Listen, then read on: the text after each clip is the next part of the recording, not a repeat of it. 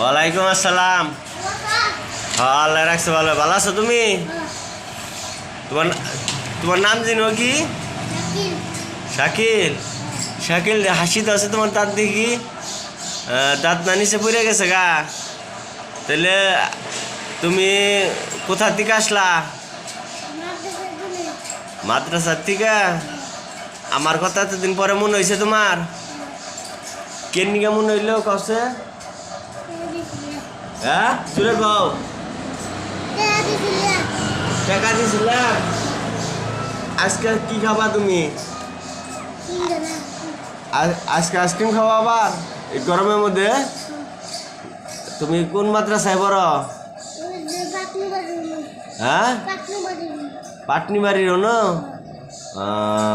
তোমার আম্মু তোমার টাকাতে দেয় না প্রতিদিন?